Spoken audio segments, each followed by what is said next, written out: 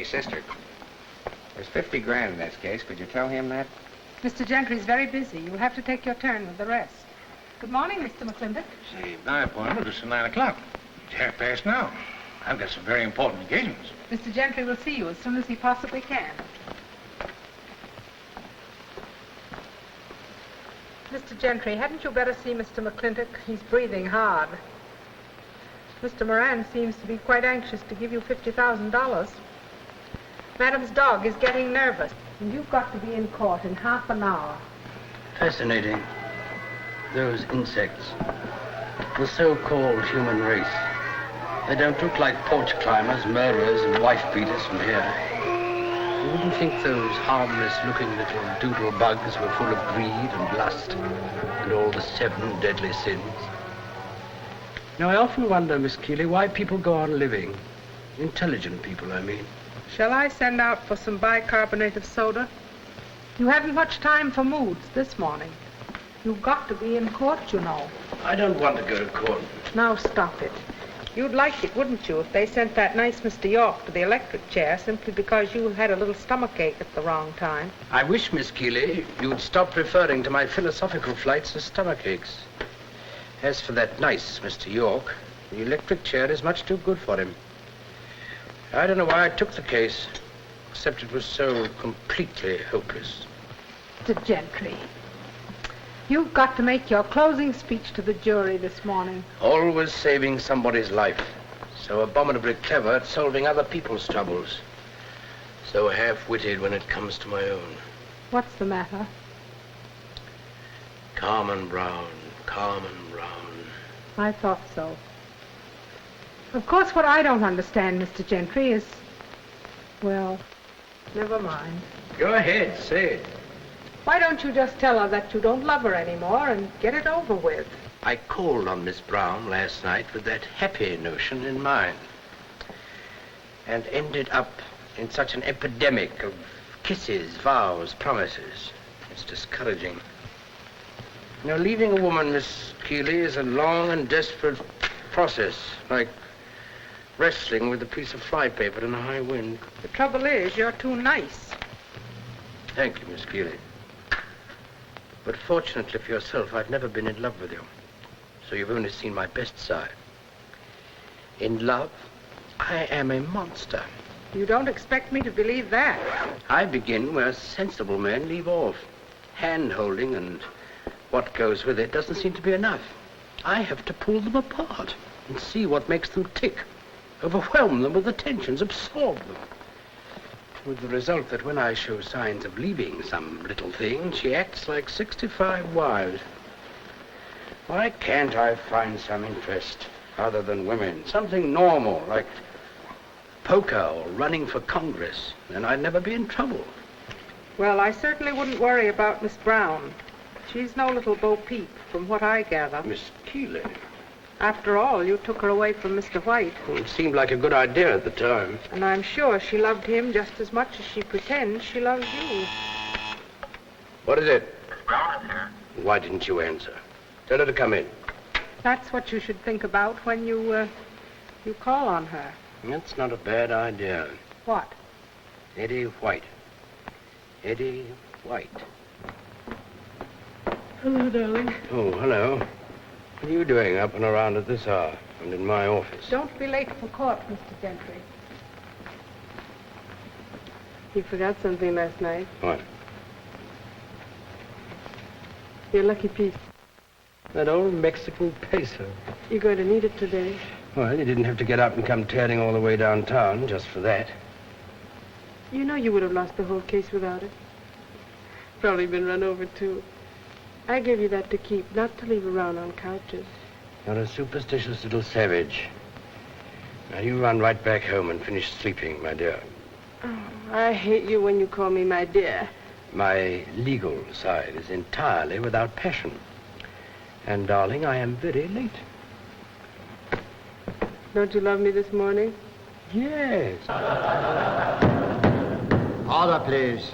Silence. And, gentlemen, 4 reputable men have sworn they were with the defendant between the hours of 2 and 3. William Cormac was murdered at 2:35 that afternoon. We know that a bullet from the murderer's gun hit the clock in the hall and stopped it at 2:35 p.m. There is the clock. It speaks to you.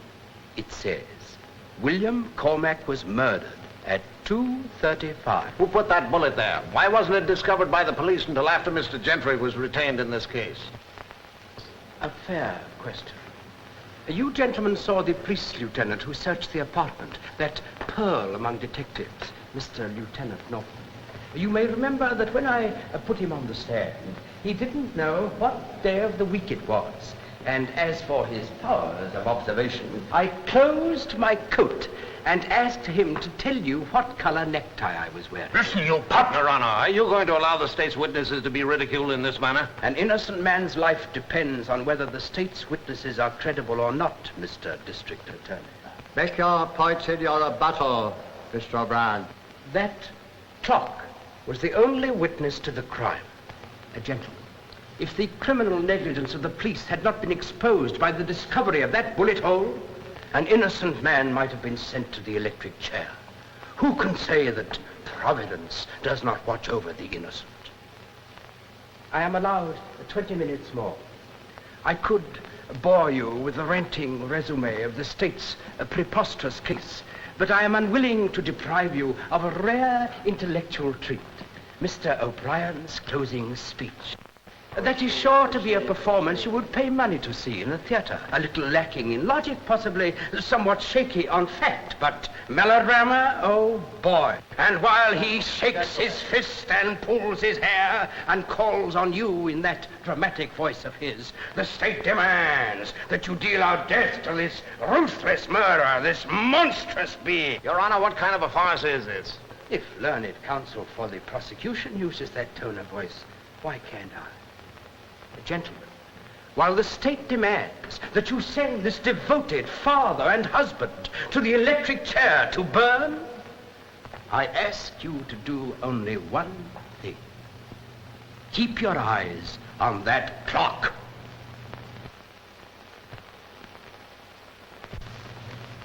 Thank you, gentlemen. Your Honor, the defense rests. Silence. The state will proceed with its rebuttal. You ain't going, are you? Mr. O'Brien bores the pants off of me. Suppose they find me guilty. Don't worry, Butterfingers. Gentlemen of the jury, you have just listened to the most unscrupulous defense ever offered in a murder trial. Have they reached a verdict? What happened, Mr. Gentry? Why are you leaving? I was afraid I might cramp Mr. O'Brien's style. How about a picture? I'd like a statement, Mr. Gentry. After the verdict, This is boys. about something else. The Bar Association has recommended the grand jury investigate your conduct in this case. Yes, in what respect? Well, it seems they've adopted some resolutions, the gist of which is that Lee Gentry is no better than some of the murderers he defends. I would say there was a slight difference. Would you mind explaining that to some of our backward readers? Well, speaking offhand, a murderer takes a life and I save one. You don't hold with the old-fashioned idea that murder's a serious crime, punishable by death? I thought you were a friend of mine, Clark. A good newspaperman can't afford friends like you. Nor enemies like me. Mr. Gentry, if I were to say pretty please, would you give me a statement? Anything for a lady. I'll give you two statements. The first is the only crime punishable by death is stupidity. Some of you ought to be glad there isn't a law. Not you, my dear. The second is I don't care a hoot for bar associations, churches, banks, and all the other lame duck institutions that try to keep society from falling apart. You call me the champion of the damned. Well, I am. All the twisted hearts, the hopeless, desperate creatures whipped by your so-called society into crime, these look to me for help. In reply to the Bar Association, it is their cry I answer, and always will. The grand jury is going to read this, Mr. Gentry. Oh, in that case, please add that I consider that supreme body a group of illiterate, ineffectual nincompoops with the combined courage and mentality of an amoeba. Fine talk, Gentry. It'll be pretty tough on you if you slip. Don't worry, buddy. I won't slip.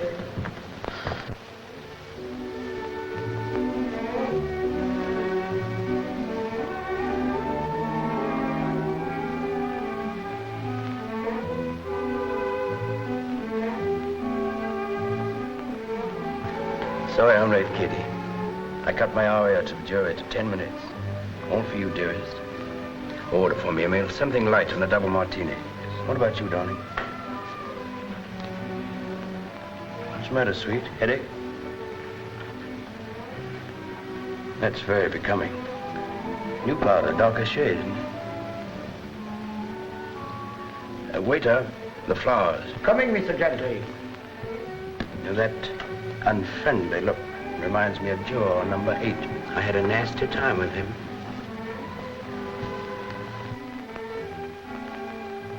They are very unusual, sir. May I ask what they are called? Christmas roses. They only bloom with the snow.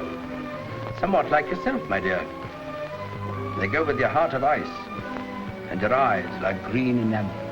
You have a pretty way of expressing your feelings. Swinburne described you better. Cold eyelids that hide like a jewel, hard eyes that go soft for an hour, the slender white limbs, and the cruel red mouth, like a venomous flower, Dolores, my lady of pain. Katie, I love you. I need you. Wait a minute. Pardon me, sir. Your office just called. The verdict was not guilty. Oh, thanks. Hickory dickory dock. The jury ran up the clock. Well, my dear, another of my clients is roaming the streets, a free man. The 30th fascinating miscarriage of justice at which I have assisted. That bullet in the clock was a simple but masterly touch. Lee, why have you been lying to me? About what? About Miss Carmen Brown. Oh, dear. Well, let's have it. You said you were completely through with her, that you hadn't seen her in a month, and you were never going to see her again. And? You've seen her nearly every night this week. You've sent her flowers, you've called at a nightclub and taken her back to your flat. Oh, Katie, please. Don't lie to me, because I know it's true. It's all terribly true. Then that long-winded novel about what you said and what she said, and how it all ended, lies. Oh, Katie, I live by lies, make money by lies. I've become famous by lying. It's nice to have known you. Now listen to me. Katie, even after you've grown to hate a woman, you can't pick up your hat and go. You've got to do it like a gentleman. I don't know why. Why do it at all? I'm sure you're better off with her. Happier. Now, Katie, don't talk like that. I'm so crazy about you that Carmen's become something horrible to me. Every time I see her, I have to keep it out of my voice, my eyes, my hands. This hatred, this wanting to turn on her and yell. But Katie, it can't be done that way. I don't want to leave a woman behind whose grief is going to be a beggar pulling at our elbows. It's no use, Lee. I don't belong in a love triangle with newspaper pictures and shrieks and hair pullings. So, let's leave it at that and part now as friends. Goodbye and good luck. Don't say that. I've been upside down. This case, bullets and clocks, grand jury threats. But I've got nothing to do now but one thing. Don't worry about Carmen Brown. I'll get rid of her.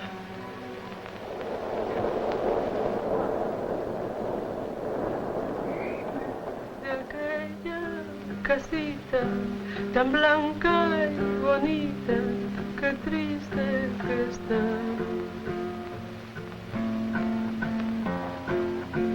Me prestarás tus ojos morenos del alma, los llevo que miren allá.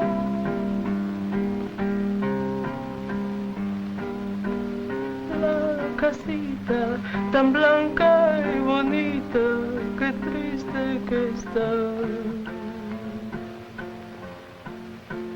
Los potreros ya están sin ganado, toditito se ha acabado. Ay.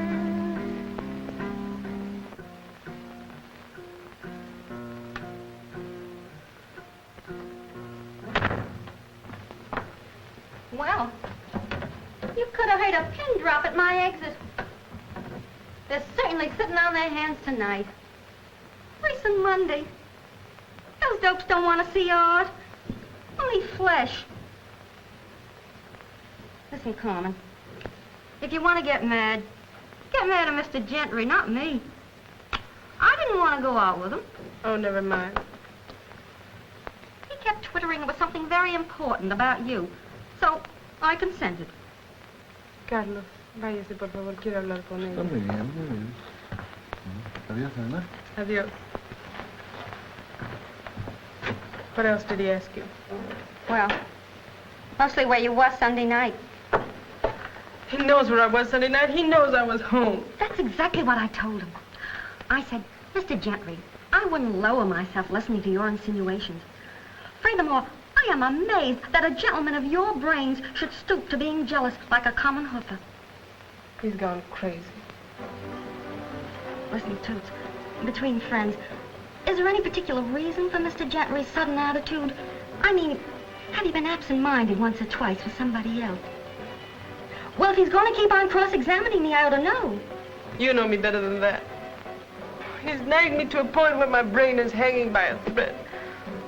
All these sudden moods and accusations. What do you take it from him, then? After all, what right has he got? I know that kind of fella better than you, honey. He wants to make a slave of you, free. That college professor who claimed I was getting enough out of him in the way of education. Claimed he'd improved my mind. Eddie White may have had his faults, but he was a man who observed all your birthdays, and Christmas and Easter's even. Whereas I have yet to see the slightest token of regard for Mr. Gentry, except that photograph. And that other one with a side view. There are more important things. I know. He's mumbling to you about marriage in the distant future, and you fall for it. Carmen, you were the smartest girl I knew once. He's never been like this before. He upsets me so I don't know what to do. I'll tell you what to do. You give Mr. Snoops the lawyer the air before you lose all your character and turn into one of these housewife types. I'm telling you from the heart, honey. I know men inside out. See who it is. It's the doorman. You want to see a fellow named Eddie White? Eddie. Oh, think of the devil. What do you suppose he wants? Hello, Eddie. Hello. Hello, Buster. Well, if it isn't Mr. White. Well, very glad to have seen you again, Mr. White. But Itty Bitty Buster's got to go wave her diapers at the big man's out front. See you later. So long, Buster. Well, you haven't changed. You look pretty well yourself. Well, Eddie, I've got to go on in a minute. What do you want? Nothing. Not a thing. I guess I must have made a mistake. Oh, don't look like that. Don't look so nervous. I didn't bust in here with any notions of old lang syne. I was reading the want ads this morning, and I happened to run across this little ad in the personal column in the morning journal. Third one down. My common sense told me it wasn't you, but... Well, the E.W., important, signed car, I thought... Never mind, forget it. I just showed it to you because I didn't want you to think I was crowding in where I wasn't wanted. You know, I said once I never wanted to see you again, and it still goes. And the rest of the things I told you when I walked in on you and Mr. Gentry, that still goes, too. Are you really down to reading the want ads, Eddie? What's it to you? That vignette that was always breaking down. You didn't lose everything. Yeah? You sold out just in time, kid. Well, so long. Eddie, wait. I know how you feel about me. I don't blame you. You can keep on feeling that way. That bracelet you wouldn't take back once might come in handy now. It's no good to me. I can't wear it. The reason. No, thanks. I haven't gone in for charity yet. But it's yours, Eddie. You bought it. I hate to see you like this. Honest. Where can I reach you? On next, Miss Brown. Let me send it to you. It'll make me feel so much better about everything else. Bread on the waters, eh? Okay, Santa Claus. 612 West 59th Street. Thanks. I'll send it to you. 612 West 59. Thanks, Carter. Goodbye.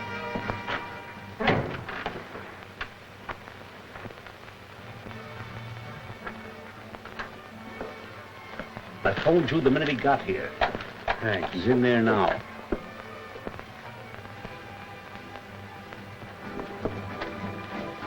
Well, Eddie White. I'm quite a stranger. Hello, Gentry. Renewing old acquaintances in the theater. In a way. I was just calling on your girl. No need to be so tough about it. Did you put an ad in the personal column of yesterday's journal? No. Why? Do you mind if I roll one, too? I used to be able to do this with one hand. That's all. Still living at West 59th Street, Eddie? 612. Why? Well, I hate going down the years as the Spaniard who blighted your life. What do you say we shake hands? What I hear, you need friends. Maybe something I can do for you sometime. There's only one thing you can do for me, Gentry. Give me a chance to slap that smirk off of your face. Just once. Yes? Better get over that feeling. There's your ad. Hey, what's the idea? Come on, throw it. Get him alone, boys. I can take care of him.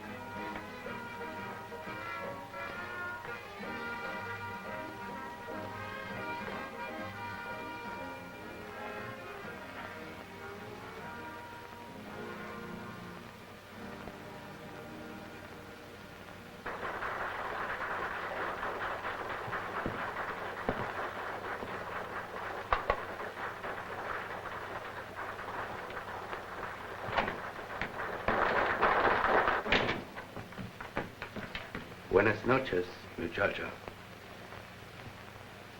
Lee, how long have you been here? Just came in this second. Oh, darling, I'm so glad. Only I thought you had to take those people to the theater. I had to see you, Carmen. Well, I hope you're in a better mood than last night. Please, don't mention that jealous brainstorm I had. I just got over it an hour ago. In the theater. I knew there wasn't another man. Couldn't have been. So I came over to apologize. Forgive me. Oh, you're so nice and sweet. So sweet.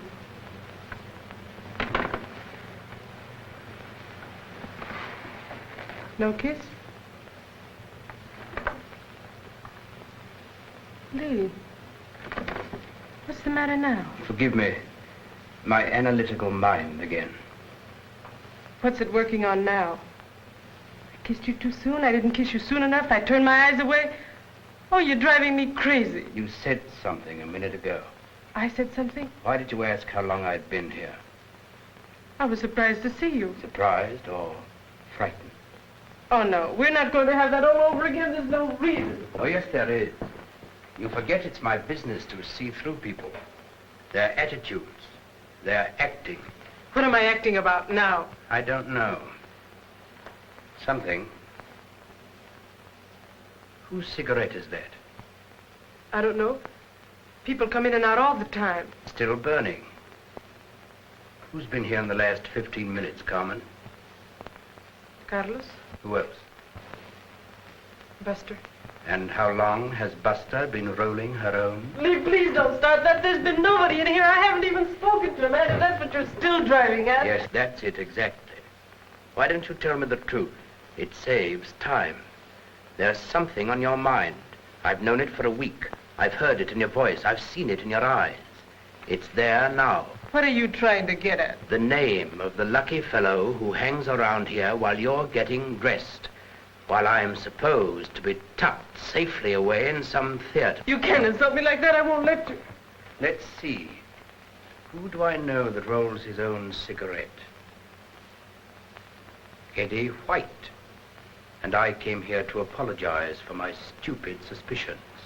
Eddie White. Of course, he's come back. You're seeing him again, letting him make love to you, stir the ashes, waken the old embers. Please stop it! What have we here? An address, written in lipstick. Exhibit B. Whose address is that? I don't know. May I refresh your recollections, Miss Brown? Eddie White, my amorous predecessor, was in here. Tears, memories, embraces. He strained you to his bosom and broke the pencil point in his vest pocket. You were reduced, therefore, to a lipstick to write. He never touched me. Then he was here. Yes?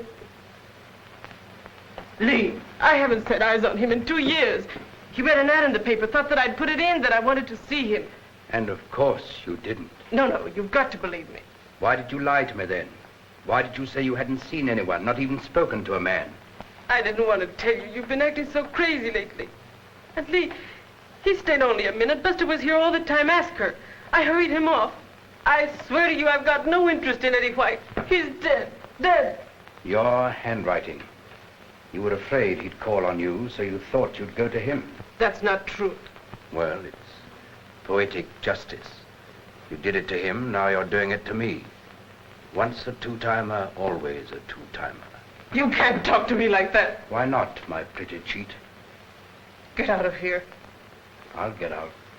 Dirty-minded fool. I'm sick of listening to your filthy accusations. Never mind the epithets. You don't have to swear at me to get rid of me. You and your two-timing little chorus girl's heart. I never want to see you again. Never as long as I live. Get out before you drive me crazy. Get out. Goodbye, cheat.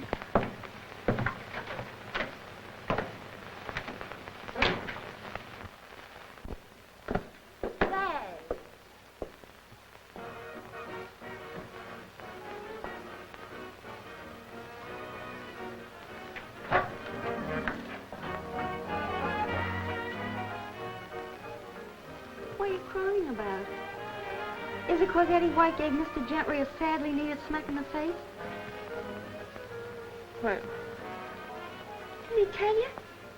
On his way in here, he ran into Eddie White. Oh, Mama. How long ago? Well, you were on stage. So he kept it a secret. Well, that's rich.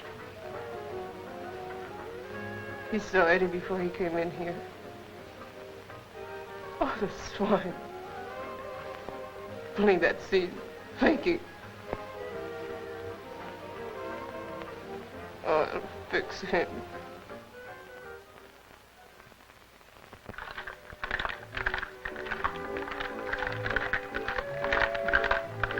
Are these all law books? Yes, And you've read every one? some of them 20 times.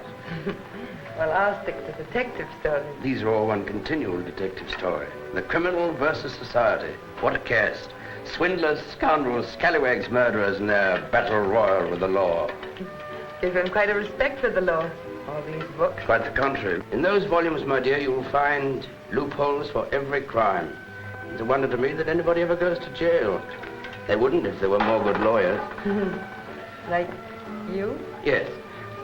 Here's to the courts of justice, of rigmarole and writ, where poised and prim and particular society coolly sits, and judges the sins of the sinner by the depths of his counsel's wits. More Swinburne? No, I wrote that. Well, the cocktails are good. Thanks.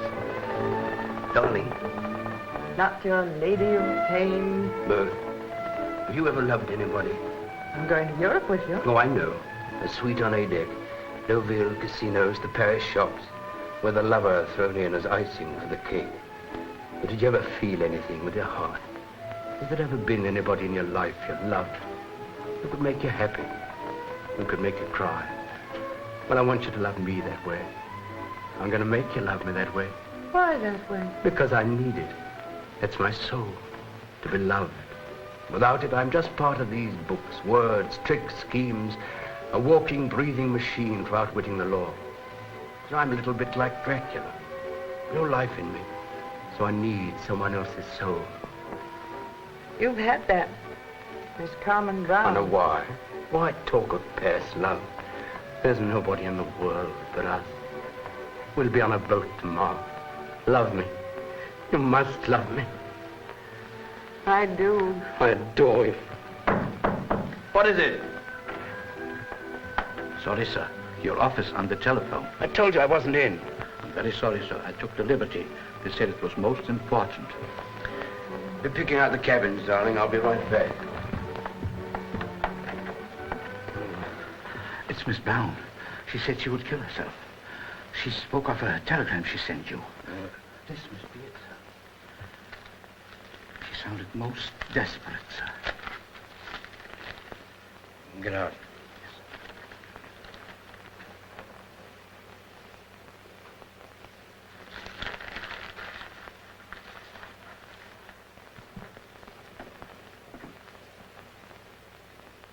Hello, Carmen. Oh, Lee, what are you trying to do to me?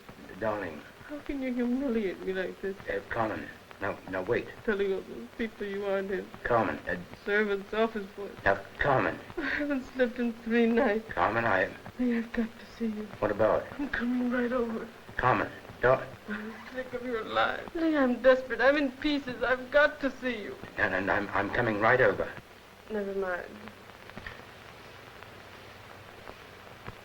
Never mind. Goodbye. Carmen. Hello? Carmen. Hello?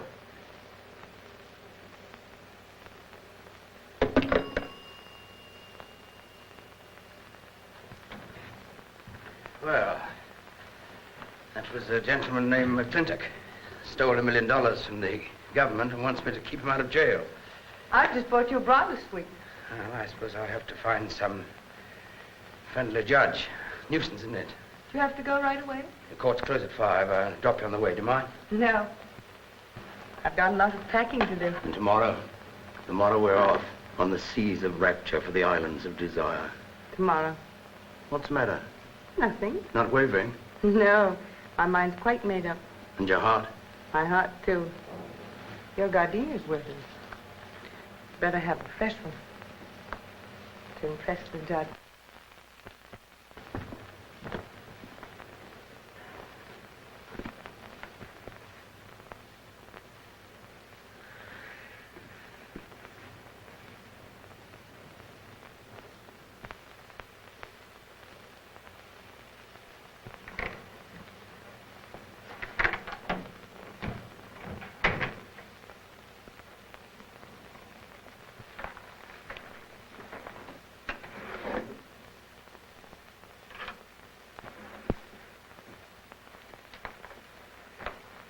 Who is it? Who is it?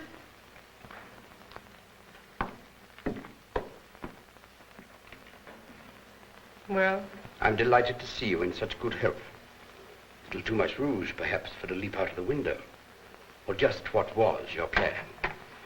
Your telegram was a little vague. Lee, I'll be waiting here until 4 o'clock. If you are not here by then, the comedy is finished. Carmen. You should have signed it Pagliacci.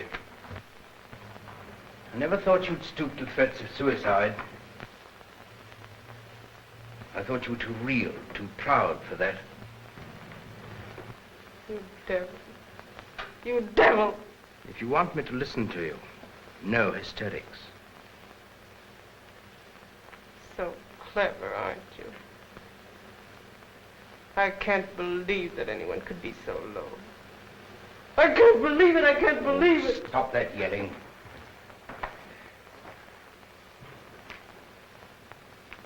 You couldn't come and tell me like a human being that you were through with me, that you didn't love me anymore.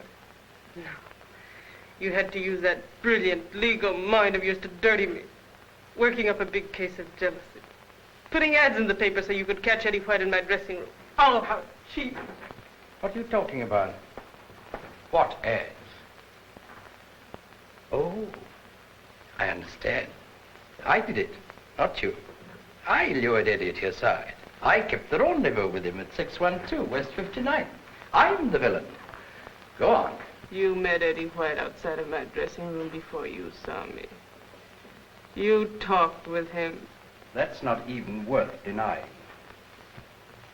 Buster saw you. That bird brain. The doorman called you up the minute Eddie arrived. I found that out. You flew over so you could pull that cheap, rotten acting, frame me like a pickpocket and accuse me. At least take it off the hook. There's enough noise in the room now. Hello. Oh. Your office. Tell them I'm not here. Mr. Gentry's not here. Thank you.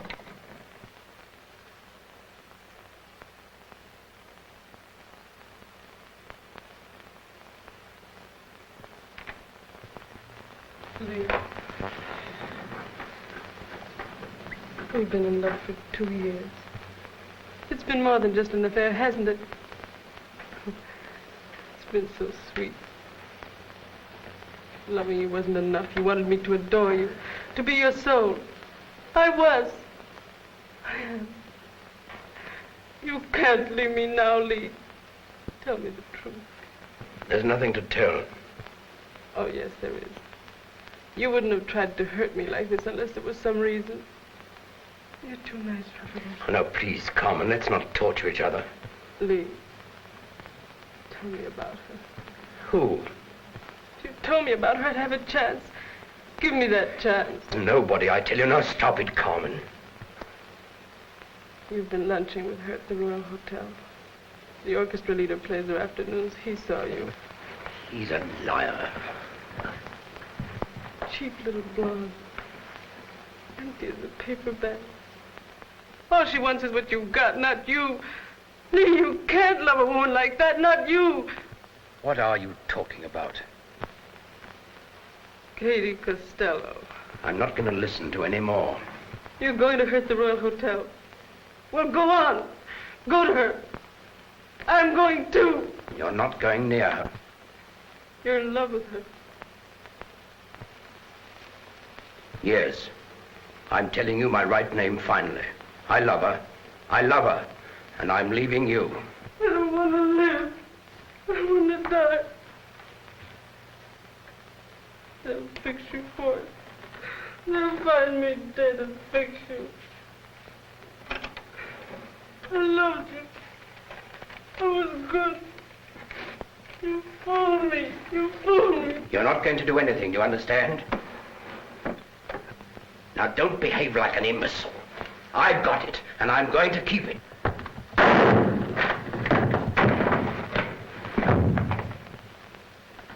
Oh, my head. You shot me.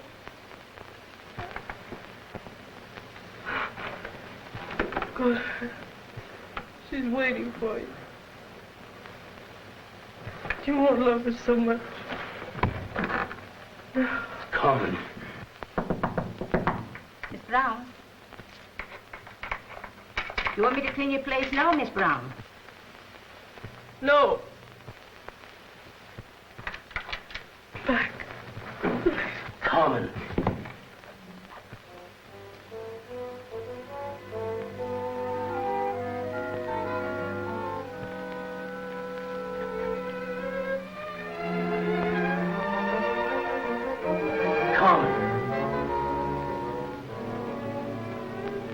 Come on, Gentry. Let's have the truth. Accident, eh? You know you were leaving her for Katie Costello. Murder. Premeditated murder in the first degree. Murder. You had tickets on the boat. Carmen tried to stop you. You killed her. Gentlemen of the jury, a clear case of premeditated, cold-blooded murder. Hold the jury. Where is that legal brain of mine? Guilty. Guilty. Guilty. Guilty. Guilty. Guilty. Guilty. Guilty. Not guilty. Now give me a little help. Come on. Don't be one of our nervous clients leaving a trail of clues behind a yard wide. What are you afraid of? We've always won. Give me a case and we'll win again. There's water in the rosy.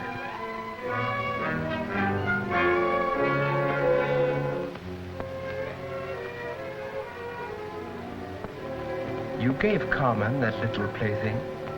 You'd better take it along. About the clock. It was a good witness for Mr. York. You don't have to put a bullet in it this time. Stopped at 4:15, the exact moment of the murder. How very convenient.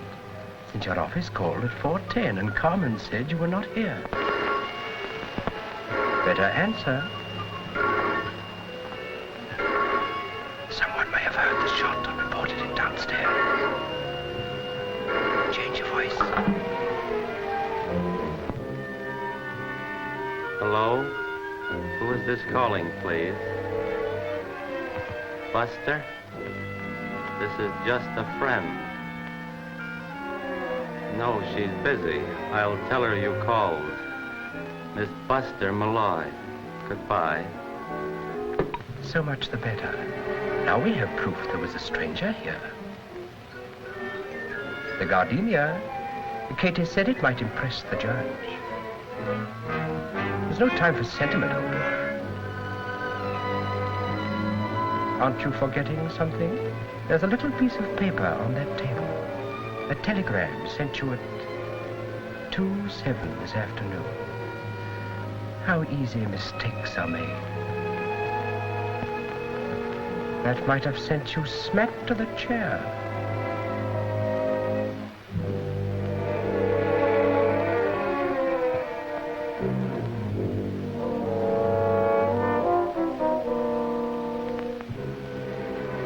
It's working.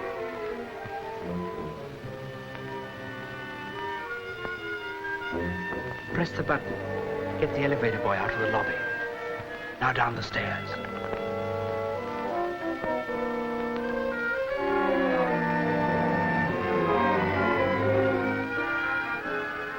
Easy. The switchboard operator.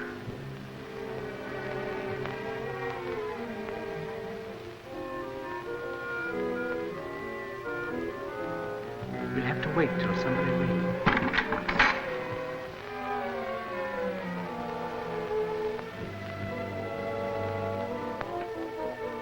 There's a phone on the desk, outside the door. It rings the board. Put a telephone book under the receiver. Use it, quick.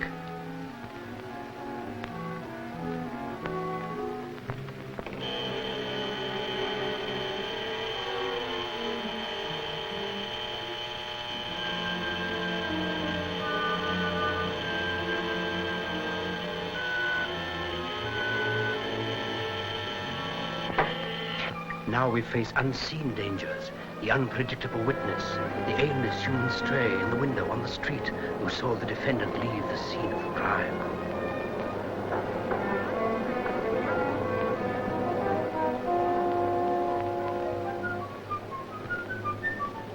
Wait until that stray goes by.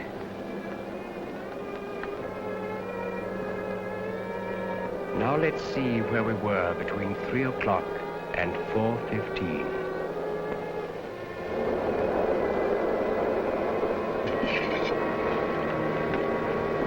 One downstairs, please.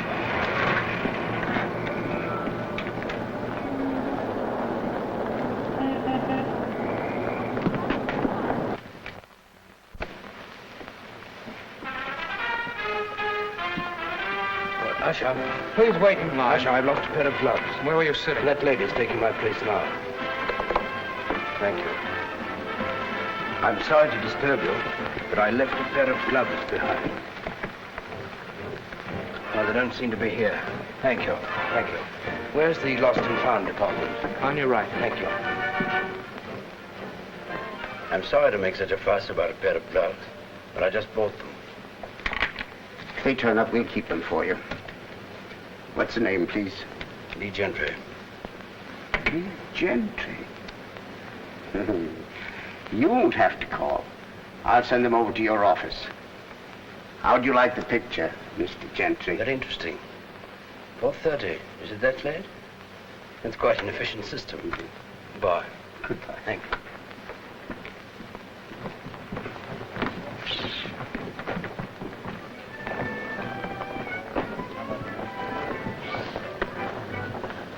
Give me a Panatello, will you please? Panatello, yes, Yeah.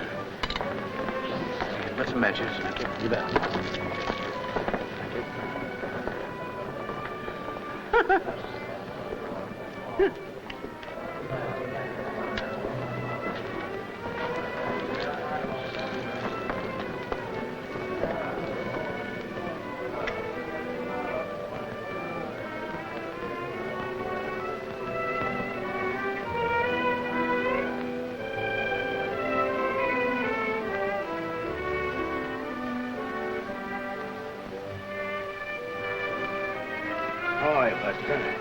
Listen, Mr. Gentry, I ain't got much time. I only came because you said it was serious. What is it? Another third degree about Coleman? If so, you can save your breath. I'm no matter Harry. You never liked me, Buster. I didn't come here to exchange personalities, Mr. Snoops. Where's Carmen?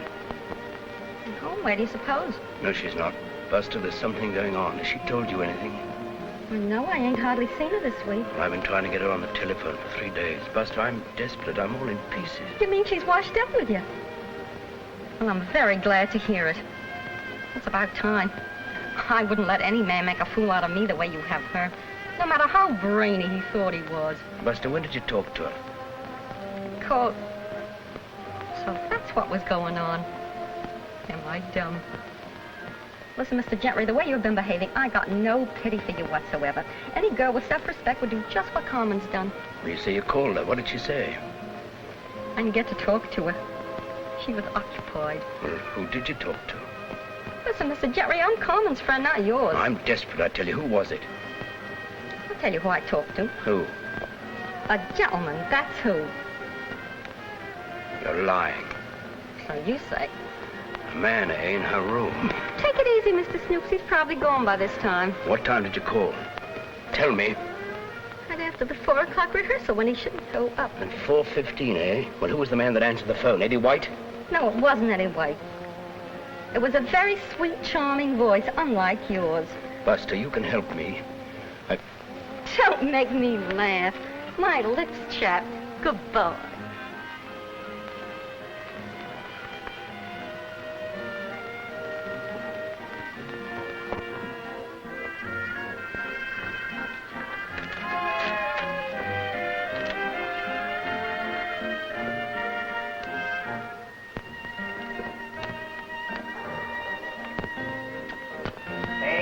Mr. Matthews?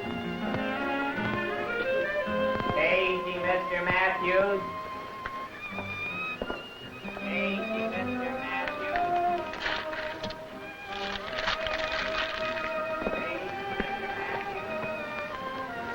I beg your pardon.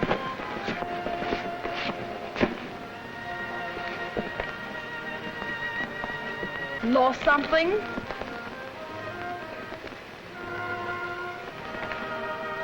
I dropped it somewhere else. I remember now. No, Mr. Gentry, she doesn't seem to be in. In case Miss Brown comes in, tell her to wait for me. I'm coming right over. Hey, Gentry, just a minute. Just the man I want to see. Hello, Ron. What's the matter? I never saw you afraid of a district attorney before. I'm in a hurry. Well, I won't keep you long. Only 3 or 4 hours. What's this, may I ask? The grand jury wants to ask you a few questions. You didn't think you were going to get away with that manufactured evidence about the bullet and the clock that you introduced at our last meeting. I took the trouble to present the matter to the proper authorities. I see. You know, you sometimes make up for your stupidity as a prosecutor, Mr. O'Brien, by these outbursts of civic virtue. However, the grand jury will have to wait till tomorrow. I have an appointment. I know what day of the week it is this time, Mr. Gentry. Friday. This is a subpoena. And you're served right here and now. Call a cab, Lieutenant. I have a car outside, a big blue one. Not the wagon, I hope. That may come later. Do you mind driving down the way of 49th Street? I have an appointment with the lady. Not at I'd like to make my apologies.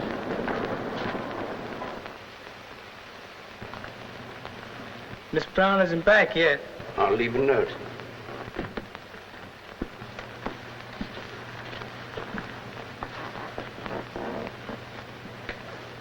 There's a telephone in the office. It's more private there. This'll do.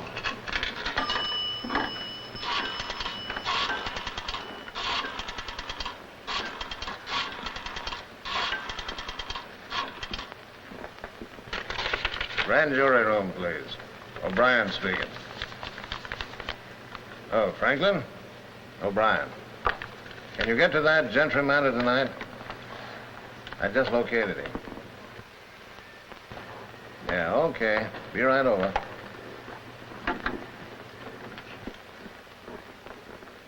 I'll take the note up myself. Well, we got a step on it. Okay. I've dropped something. It rolled over there. My lucky piece. More this way, I think. It went through the door. You're crazy. I heard it. I've got it. So it is behind the door, eh? You heard it. Thanks. And what's more, you've got a green tie on.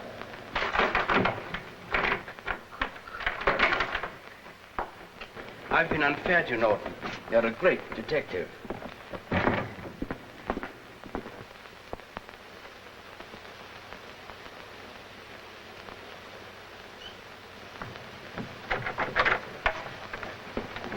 Is that all, gentlemen? I think so. Well, better luck next time, boys. Well, this was nice of you, Miss Keeley. I was so worried about you. Oh, come along. You think they would indict me? It was the Bar Association passing those resolutions. Your own profession. It isn't worth it, Mr. Gentry. Can't you give up this sort of practice? You could be anything in the world you wanted. Well, thank you for liking me, Miss Keeley. You're the nicest man I ever knew.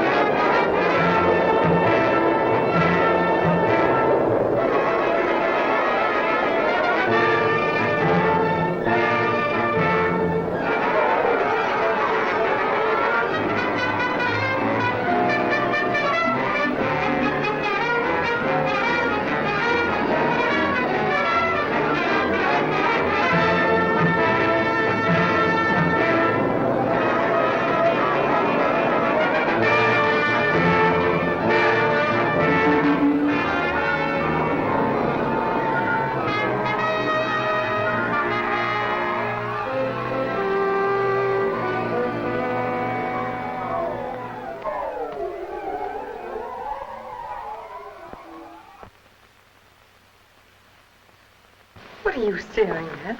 You.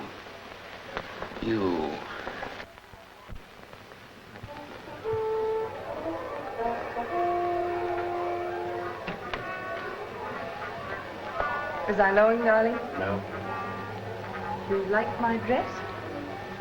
I don't know. What's the matter, Lee? Nothing. What is it? Well, can't you hear them? What? The Furies outside the windows, scratching at the panes, howling. You going crazy? I don't know. I'm afraid you're making me angry. Lee, I'm not used to being treated like this. I'm not one of your chorus girlfriends. Nor am I any cheap little Carmen Brown. Don't say that name. Why not? Has she become sacred in the last hour? She was good. I killed her. What are you talking about? I killed her. This afternoon. It isn't truly. Lee! I killed her. That's what you meant when you told me you get rid of her. Katie. And you could come here to me? Katie. Don't touch me. Nothing will happen. There's proof that it wasn't me. A courtroom full of proof. Oh, why did you tell me? Why didn't You might have said something without meaning to about my getting rid of her. Now you won't see anything. I know your tidy soul. Katie, we'll go away. We'll forget. We'll be happy. No, you're horrible. Horrible. Darling, Katie. Darling, darling. Oh, my Katie, it was for you. Katie, I love you. I don't love you enough. Katie, pity me. Katie. Congratulations, my lovesick client. Why not smile at the irony of this little scene? The lovely lady for whose sake you committed murder, the motive, walks out of your life and makes your case, as always, perfect, complete. Leave her alone. Let her go. It's a delicious case. Watch. Your Honor, a gentleman of the jury, we have traced my client's steps minute by minute on the day of this horrible crime. We know, you know, the state knows who murdered Carmen Brown. A man with a pleasing, a charming voice, utterly unlike the defendants who spoke to Miss Malloy a few minutes after the murder. A gentleman. There is one great fact of evidence against my client on which the state has pounded again and again. That he was jealous of Edward White. Gentlemen, it is true. But he was jealous of the wrong man. And that man stole into poor, faithless Carmen Brown's room that afternoon and murdered her. In a twinkling, the police, with their customary genius for error, had made up their minds. Who was the guilty man? Lee Gentry.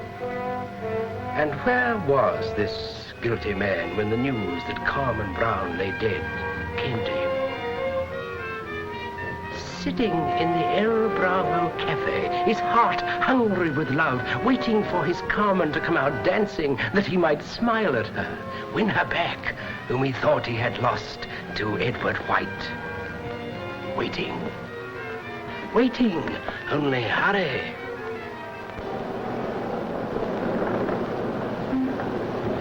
Good evening, Mr. Gentry. Mighty glad to see you.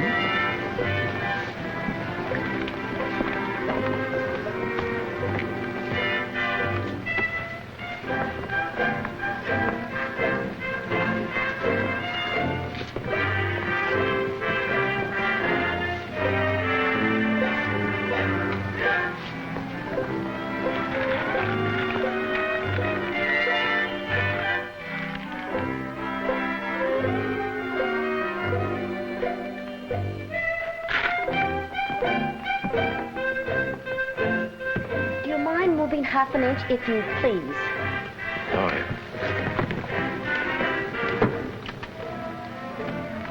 Well, Mr. Lee Gentry, don't tell me you're going to snub me twice in one day. Oh. Hello, Della. Hello. How are you? Didn't recognize you. You're blonde now. Yes, how do you like it? Very becoming. Glass wine? No, thank you. I'm with a new boyfriend, and he's jealous. Say, Della, what do you mean I snubbed you twice today? I didn't see you anywhere today. Oh, yes, you did. Looked right through me and gave me the high hat. I guess it was the new platinum effect. Where was that? In front of the Palace Theater. Where? Why, yes. I was waiting for the boyfriend in the lobby. I didn't recognize you for a minute. You had your face covered or something. I thought, uh-oh, Mr. Gentry's being naughty, meeting somebody after school hours. Better be nice to me or I'll tell Carmen Brown. I didn't see you. About 3:30, wasn't it? 3:30 my eye. It was 4:30. Better get your watch fixed. Well, Smarty, it happens I had a date with a boyfriend at 4:30 and broke my neck to get there on time. You're mistaken. Leave the Palace Theater until 4:45. I'll say you did. You came bouncing out 10 minutes after you went in while I was still standing there. You're crazy, Della. Well, I could swear it on a stack of Bibles. Ask the boyfriend. I said to him, well, there's in again, out again, Finnegan. We figured you'd been stood up. Well, Della, May have seen me coming out, but never saw me going in. Why, you had your handkerchief in front of your face just like it is now. And, let's see. You were wearing that same speckled tie. That's a lie. Well, it's none of my business, I suppose, Mr. Gentry. But I don't care to be called a liar. No. Now, Della. Della, listen to me. I want to talk to you. I don't wish to be insulted. If you have some reason to say you came at the Palace Theater at 3:30 instead of when you did come there at 4:30, it's all right with me. I don't see what you're making such a big situation of it for. I don't care what you're up to. I'm not Carmen Brown. Darling. Darling. How's Carmen? Nobody comes, sir. The doc's in there now. What did he shoot her for? He's jealous. I heard she was two-timing him. Oh, Carmen, you're crazy. Come on, break it up here, you kids. Break it up. Come on. Can't we see her? Just for a minute, Billy. Have the cops got Gentry yet? Come on, scram, scram. You please, Mr. Valley. You things ought to be all right. Hop down and tell Pancho to cut out the music for her spin. We don't want her falling on her nose. No, you're talking to him, Carl. All he cares about is the story in tomorrow's paper. Listen, Doctor, she was unconscious for 3 hours. Carmen, you can't go on. Well, how is it, kid? I ain't gonna let her go on. That's all right. Why won't show at all? Supposing she breaks down and faints. There's no particular danger. No concussion. Go away, everybody. Let me alone. He meant to kill her. He thought he'd done it, too. Come on. He had me over there trying to frame up some kind of an alibi. Talk about liars. She wants to. Carmen, please don't go on. Don't worry about me. Dancing is good for me. Cheers me up. Well, what's going on here? He's drunk or crazy or both. First he calls me a liar, then he begins mauling me, telling me I should go with him and get a lot of diamonds and fur coats. Oh, he did, eh? Now, you keep out of this, White. This is between me and Della. How are you? Don't hit him, Eddie. He's drunk. Yeah? He wasn't drunk the last time he stood between me and a girl. He wants to do it again, eh? Come on, sweet. Let her go, you punk.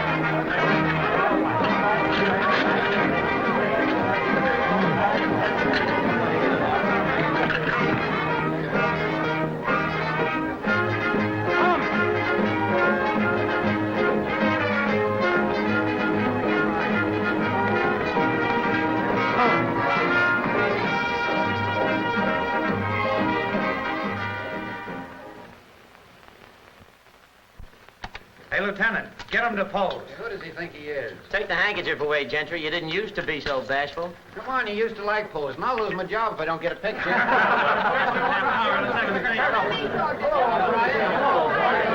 Wait outside. Well, Gentry, we're getting to be old friends. Gonna be tough framing an alibi this time. The Mexican peso. Your lucky piece, eh? How did it happen, Lieutenant? It's a clear case, Mr. O'Brien. He was jealous of this fellow, White, and set out to murder him. Hired the doorman at the nightclub to tip him off whenever White came round.